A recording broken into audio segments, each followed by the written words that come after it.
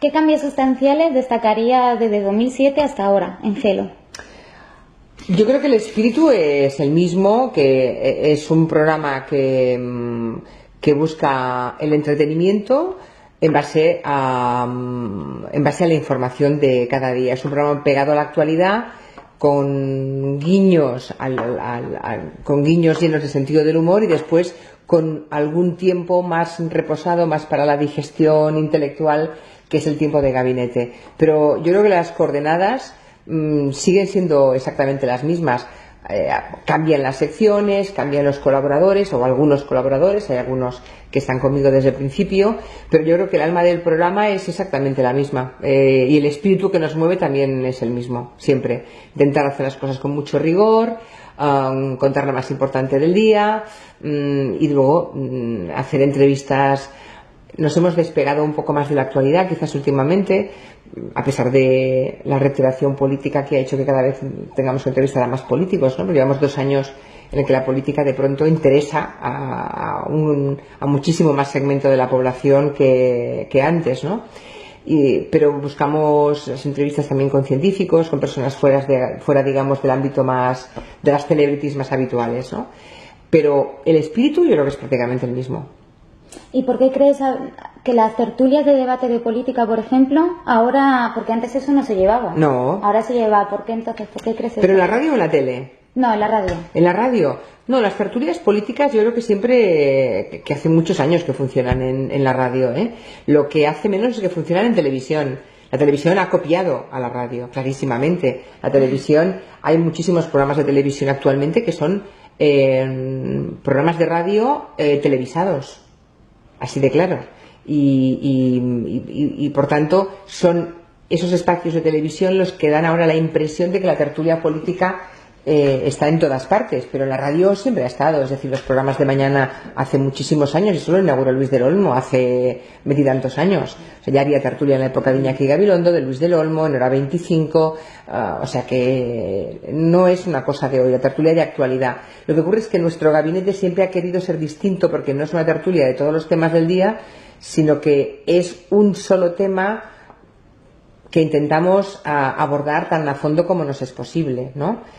Concentrar todo el esfuerzo en una sola cuestión, hacer un informe previo con todas las herramientas para que cualquiera se haga una opinión, los oyentes por descontado, y luego tenemos 3 opinadores que dan su impresión al respecto, ¿no? Pero la tertulia política como tal lleva muchísimos años en la radio. El gabinete se ha convertido en señal de identidad, ¿no?, del programa. Bueno, porque es el espacio más veterano. Sí. El gabinete empezó ya por la noche, en la radio que es en la radio de Julia, cuando en Onda Cero, creo que fue el año 91, y por tanto empezó ya como programa nocturno, y luego siguió, cuando era un programa nocturno duraba 2 horas, después se convirtió en 1 hora de programa. Hemos tenido, yo creo que podemos presumir de haber tenido, no sé si tienes la lista, pero a toda la intelectualidad española y a todo el pensamiento más brillante de nuestro país, de todas las ideologías. O sea, tú ves ahora la lista de gente que empezó en el gabinete o que estuvo presente en el gabinete, y es impresionante, ¿no? Manuel Delgado es uno de los más antiguos. Sí, Manuel Delgado y Juan Adrián Sens son los más antiguos, pero hemos tenido a Mudela Grandes, Manuel Rivas, a José Manuel Beiras, Alfonso Osorio, vicepresidente del gobierno con Adolfo Suárez. Hemos tenido, si no tienes la lista tienes que pedirla, porque es impresionante. O sea, ves escritores, filósofos, políticos de primer orden, periodistas.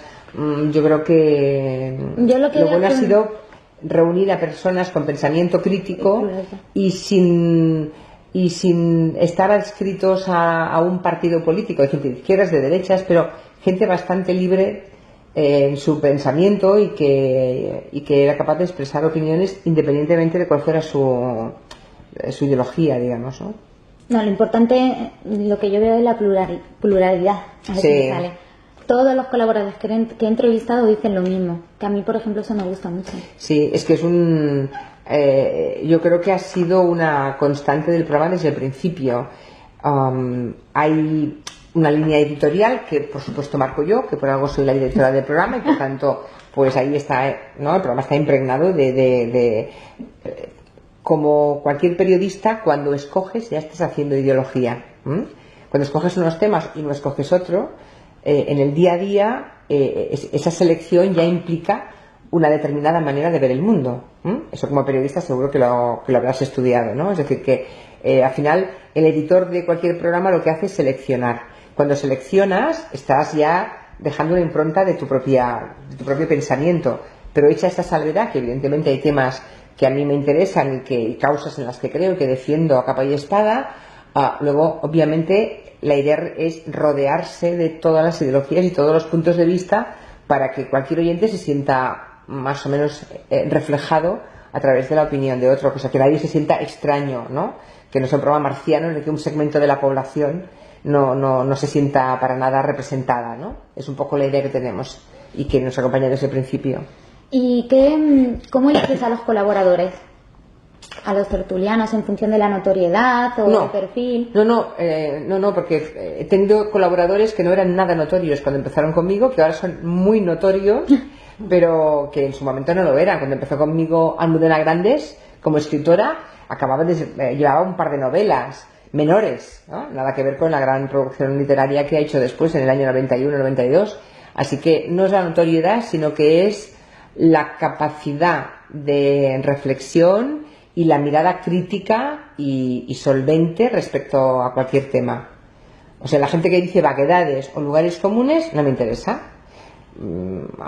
Alguno tengo, pero llega un momento en que me los cargo, claro. Entonces claro. No quiero lugares comunes ni vaguedades, ni pensamiento de partido. O sea, a mí que venga a defender a alguien al PSOE o al PP o a Podemos por el hecho de formar parte de esa escuadra ideológica, pues no me parece bien. Es decir, si eres de Podemos y Pablo Iglesias la caga, pues habrá que poder decirlo. Y si no, no me interesa esa persona, ¿no? Entonces creo que tengo gente, en su inmensa mayoría, que tienen esa capacidad de análisis y solvencia intelectual con recorrido para enfrentarse a los temas que planteamos.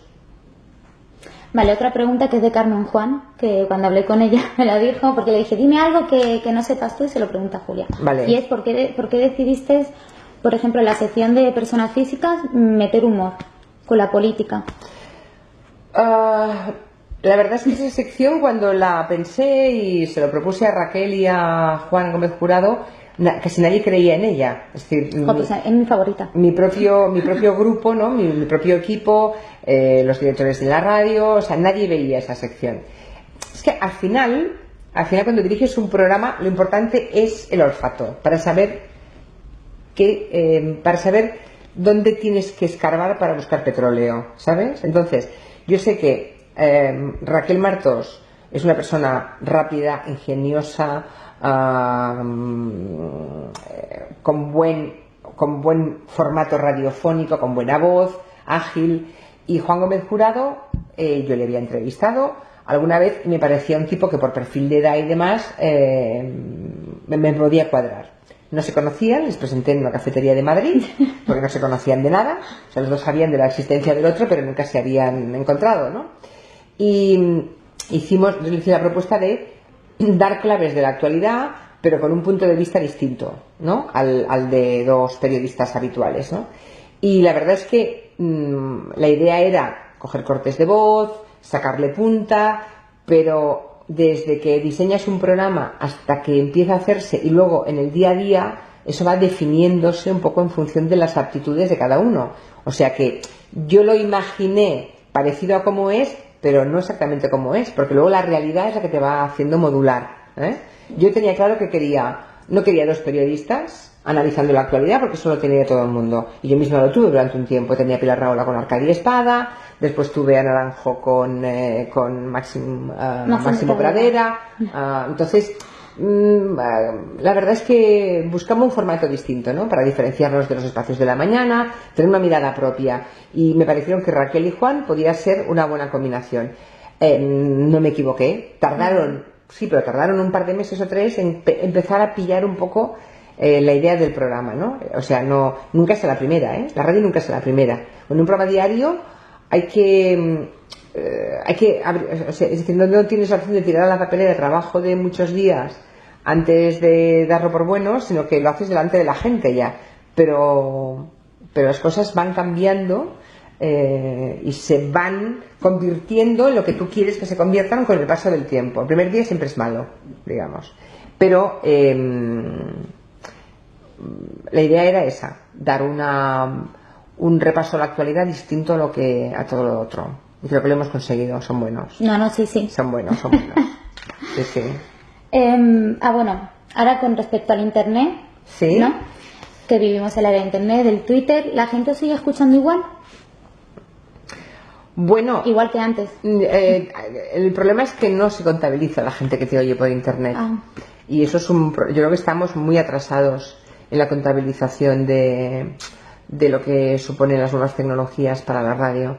Y es peligroso para la radio que viva todavía muy de espaldas a eso, porque como no nos apuntemos a la ola, nos engullirá. Esta vez sí. O sea, cuando se dijo, viene la tele, acabará con la radio, que es una amenaza permanente, nunca ha sido verdad. Pero esta vez va a ser verdad. Entonces, hay que empezar a trabajar con el tema de las nuevas tecnologías. Yo las redes las tengo muy presentes en el programa y hay que empezar a contar a la gente que te oye por internet. A nosotros tenemos, no puedo evaluarlo porque nadie me lo computa, pero tenemos descargas de podcast miles y miles y miles, y audiencia a través de internet desde cualquier rincón del planeta. O sea, tenemos muchísima gente, montones de oyentes nuestros que han emigrado, nos siguen escuchando a todos, desde Alemania, desde Estados Unidos, desde México, desde Francia, ¿no? Desde Italia. Tengo gente, tengo tíos en Hong Kong que eran oyentes fieles que se fueron a Hong Kong, tengo gente en Qatar, o sea, y eso es una pena que no se está contabilizando. Entonces yo tengo la sensación de que el programa tiene bastante más audiencia de la que nos dice el EGM, que es un método de contabilización obsoleto, aunque lamentablemente es lo único que se está utilizando. Y las auditorías, hablando de ellas, que fuisteis pioneros. Ahora hay más gente que lo hace ya. Ya os han copiado. Sí, nos han copiado, pero bueno, los primeros que tuvimos valentía de enfrentarnos al espejo de los oyentes fuimos nosotros, y la seguimos haciendo 3 veces al año. 3 veces. Ahora está a punto, la semana que viene o la otra, tenemos el día de auditoría. Está bien porque normalmente no te dicen nada los oyentes que tú no intuyeses, pero a veces ni tú misma a veces te autoengañas. Y cuando ellos te insisten en algo, dices, ves, no, si yo ya sabía que esto no estaba funcionando, o yo ya veía que esto sí que chutaba, ¿no? Es una manera de contrastar con ellos impresiones que, a poco observador que tú seas, tú mismo ya puedes generar, ¿no?, sobre el programa. Y sobre todo es interesante para detectar, para testar las fobias y las filias. Normalmente las personas que generan muchísimas adhesiones y mucho apoyo de una parte de la audiencia suscitan de la otra mitad de la audiencia un enorme rechazo, ¿no? Y entonces te dicen en septiembre, ¿y cómo es que fulanito o fulanita ha vuelto? Y entonces siempre les digo lo mismo, pues porque hay un 50% o un 40% que dice detestar a esa persona, pero es que hay otro un 50% que la adora. El pecado en la comunicación es la indiferencia. A mí lo que me preocupa es que tenga un colaborador que nadie menciona. Eso es un pecado. Eso sí que es clarísimamente un espacio o un colaborador que no funciona. La indiferencia. No hay sobre la persona. Hay gente que lleva o que ha estado en el programa 2 o 3 temporadas y tú preguntas a la auditoría y nunca sale el nombre de esa persona. Mal asunto. Muy malo. Es decir, que la comunicación es hacerse escuchar. Y hacerse escuchar para suscribir o hacerse escuchar para rebatir, pero hacerse escuchar a fin de cuentas, ¿no? Entonces, bueno, hay colaboradores que generan muchas adhesiones y animadversiones. Esos son los buenos. Hombre, si tuvieras el 80% de animadversiones, pues que eso nunca es así. Cuando hay mucha animadversión también hay mucha adhesión, ¿no? Bueno, y por lo demás te dan líneas generales y tendencias, los oyentes, que yo sigo muchas veces. Hay muchas ideas de los oyentes o sugerencias que yo siempre tengo en cuenta, desde luego, todas las tengo en cuenta. O sea, los oyentes son importantes, entonces, lo más... Claro, claro, es muy importante. Lo que ellos te digan... Y yo creo que además también valoran el hecho de que les preguntemos a ellos qué les parece. O sea, las auditorías no a todo el mundo le gustan, ¿eh? Hay gente que dice que es un coñazo la auditoría. O sea, que incluso eso, que parece ¿no? Unánime, ¿no? Nunca hay unanimidades en la comunicación, nunca puedes pretender que algo le guste a todo el mundo, no. Pero incluso así, bueno, pues hay opiniones diversas que hay que tomar nota y no a todas se les puede hacer caso, ¿eh? Es decir, que no, yo no sigo todas las opiniones. Cuando yo tengo las ideas muy claras, a mí no me cambia nada. Cuando yo tengo dudas, que es muchas veces, escucho a todo el mundo. Y los siguientes, por descontado, ¿no? Pero, o sea, si el primer mes que estuvieron Juan y Raquel haciendo personas físicas hubiera oído a todo el mundo, yo el segundo mes los hubiera echado. Pero estaba segura de ese camino. Entonces, yo cuando tengo las cosas muy claras, soy refractaria a cualquier comentario. No oigo a nadie cuando estoy segura de algo. Cuando tengo dudas es cuando escucho, ¿no? O cuando me gusta intercambiar. O sea que cuando hay oyentes que me dicen,